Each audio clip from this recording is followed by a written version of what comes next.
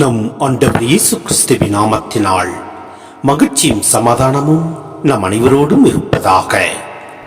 ரோமையர் 4:15-25 முடிய. திருச்சட்டம் இறைவனின் சினத்தை வரவிக்கிறது. சட்டம் இல்லையெனில் அதை மீறவும் இயலாது.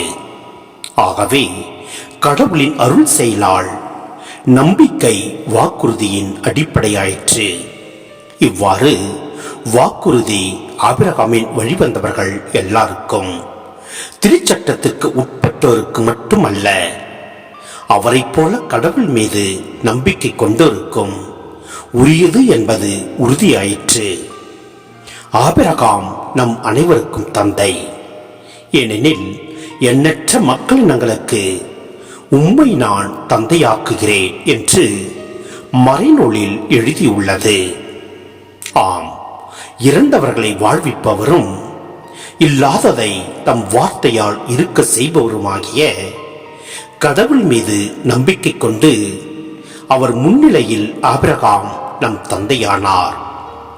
உன் வழிமரபினர் எண்ணற்றவராய் இருப்பர் என்றும் அவருக்கு சொல்லப்பட்டது இக்கூற்று நிறைவேறும் என்னும் எதிர்நோக்கு இடம் இல்லாதது போல் தோன்றினும் அவர் எதிர்நோக்கினார், தயங்காமல் நம்பினார். ஆகவே அவர் பல மக்களினங்களுக்கு தந்தையானார். தமக்கு ஏறத்தாழ 100 வயது ஆகிவிட்டதால் தமது உடலும் சாராவுடைய கருப்பையும் செத்தவை போல் ஆற்றலற்று போய்விட்டதை எண்ணி பார்த்தபோது கூட அவர் நம்பிக்கையில் உறுதி தளரவில்லை. கடவுளின் வாக்குறுதியை பற்றி ஐயப்படவே இல்லை. நம்பிக்கையில் அவர் மேலும் வலுப்பெற்றார். கடவுளை பெருமைப்படுத்தினார். தாம் வாக்களித்ததை கடவுள் செய்ய வல்லவர் என்பதை அவர் உறுதியாய் அறிந்திருந்தார். ஆகவே அதை ஆண்டவர் அவருக்கு நீதியாக கருதினார். நீதியாக கருதினார் என்று எழுதியுள்ளது அவரை மட்டும் குறிக்கவில்லை, நம்மையும் குறிக்கின்றது.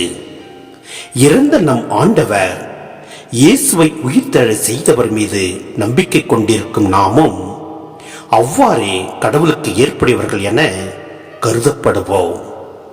நம் குற்றங்களுக்காக சாகுமாறு கடவுள் இயேசுவை ஒப்புவித்தார். நம்மை தமக்கு ஏற்புடையவர்களாகுமாறு அவரை உயிர்த்தெழ செய்தார்.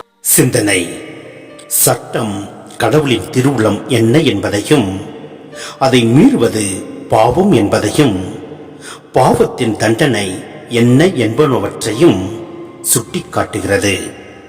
வாழ்வின் பாதியாகிய சட்டம் பாவத்தின் பிடியில் கடவுளின் கோபத்தை வரவித்து அவருக்கு மனிதருக்கும் இடையில் மதில் சுவராய் மாறியது. இதுவே சட்டத்தின் இருண்ட பகுதி. மேலும் குழந்தை உருவாக்கும் ஆற்றல் தன்னிலும் சாராவிலும் செத்து போயிற்று என்றாலும் இல்லாமையிலிருந்து எல்லாவற்றையும் படைத்தவர் மீது ஆபிரகாம் நம்பிக்கை கொண்டார்.